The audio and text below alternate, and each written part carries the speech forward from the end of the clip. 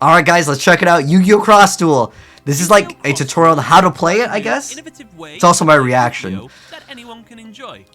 In this series of videos, we're showing you everything that you need to know. Okay, hold on. First thing's important. One thing that I really like in games is there's a tag duel, there's ranked, there's raids, there's room matches, and event matches. Okay, so there's no like casual mode already on the start. It looks like in terms of currency, we have like diamonds, and then we have ice crystals or something. So there's two different forms of currencies as well. Okay. In this first video, we're going to show you just how this completely new Yu-Gi-Oh! Yeah, please do. I want to know if it's any good. All 4 players are interconnected by lines which form a cross. Okay. That's right, all 4 players. This is Yu-Gi-Oh! Like you've never seen it before. The left line connects to the player on your left, the central line to the player opposite you, the right one to the player on your right. In Cross Duel, when you summon a monster, you summon it into one of these 3 lines. In the main phase of each turn, you can summon up to 3 monsters. Okay, for one for each lane. In attack position or defense position. If you summon it in attack position, it moves along the line towards another player. Okay. If you summon it in defense position, it stays put, ready to protect the line. Then, in the battle phase, your attack position monsters go on the move. So do you get to see what your opponent plays first? They encounter another player's monster.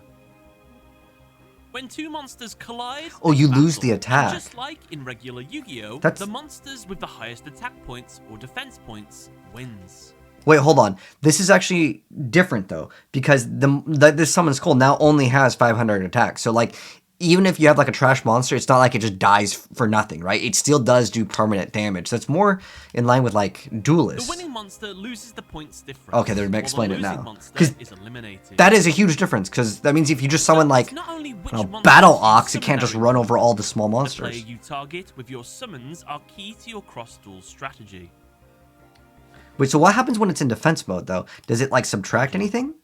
Or 13? So even in defense mode, the number does matter because they just lose all of that in terms of stats. So basically you just take, if it's an attack or defense, you just take whatever higher is in the number and you place it in that position, right? When reaches another player, it'll attack the player directly.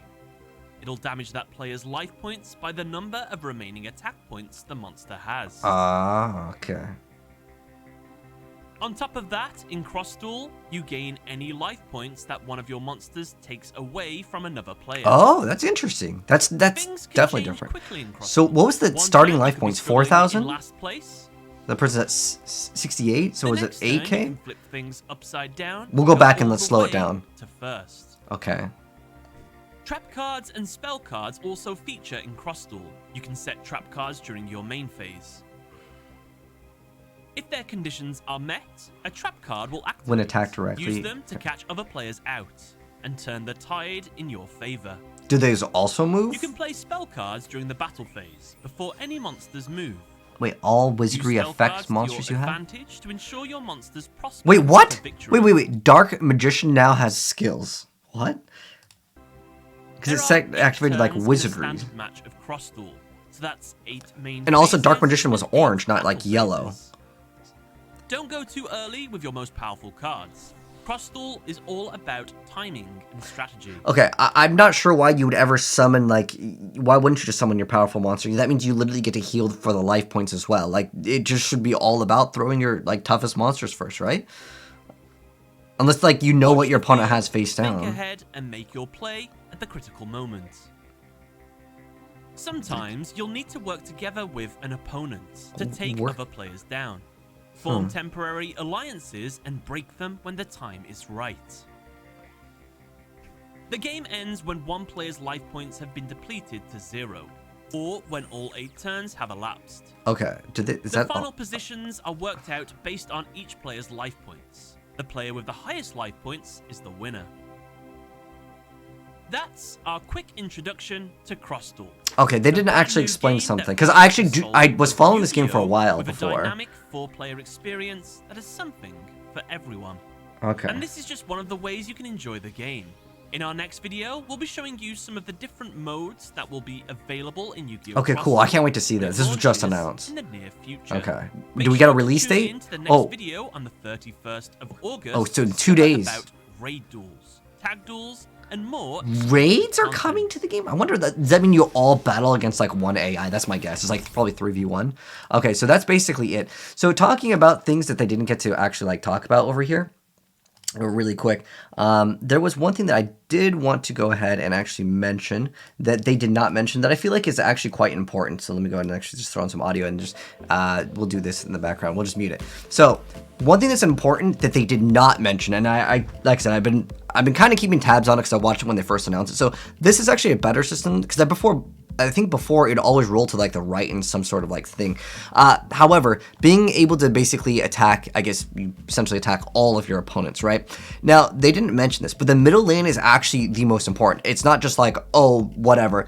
So in the middle over here, what happens at some point in the game, I'm not sure what triggers this, and I'm also kind of curious to see, does each lane that you have also have like back row and front row, or does it just like if it boosts all wizards, is it only wizards in that lane? I don't know those things, but I know that the middle lane, and they didn't talk about this, there are drops in the middle, at least before. I don't know if you guys have played like Fortnite. In fact, I mean, they basically have drops that come in the middle and whoever claims it gets some sort of boost. What are the boosts? I don't know, but obviously they have to matter. What are these life points too? 3618? Like what does the life point start at? I mean, this is a very strange number. Like, why 3618? Like, at 3600, I'd understand, but does that mean there's going to be like perks and stuff?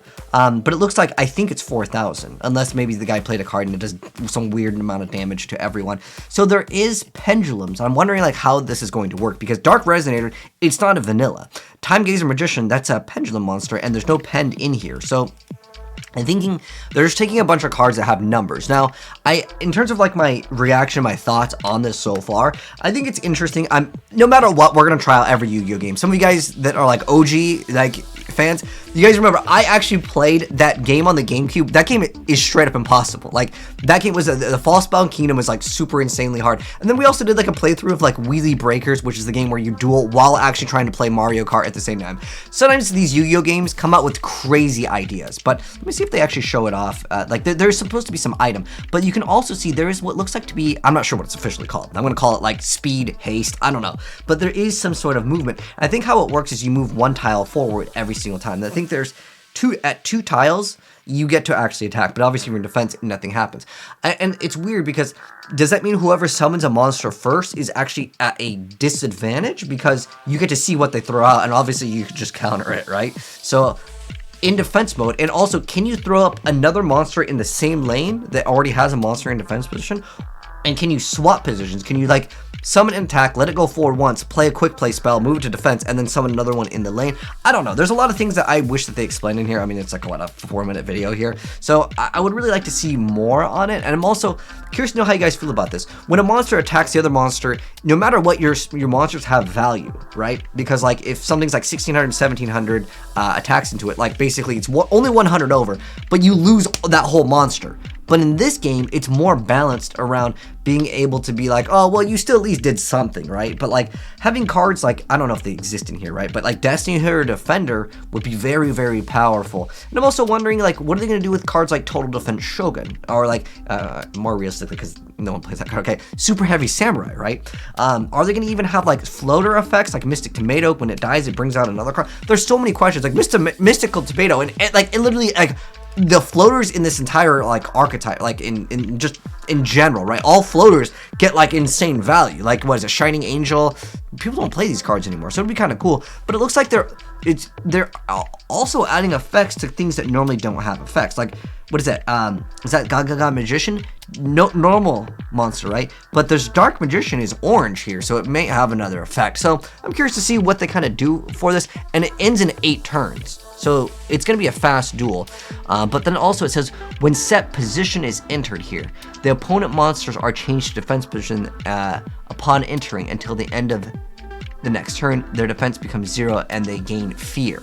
So there's new things in Yu-Gi-Oh! What does fear do? I don't know. Maybe it makes the monster move backwards. There's so many things that they really should have explained. I know it's just like a short 4-minute video, but I want to know everything with this game because that determines if I'm going to be playing it for more than like, 2 days or not, right? But let me know, guys, what you think of it. And when they announced that new like thing in the raid, they said in like, what, 2 days? So when they drop that, I'll show you guys gameplay and I'll like kind of review the game and stuff. So if you guys are new here and you do want to see that when they do make that announcement, subscribe to that bell. But yeah, definitely let me know your thoughts on Cross Duel as far as like how to play and stuff. It seems interesting. But anyways, take care and I'll see you in the next video. Peace.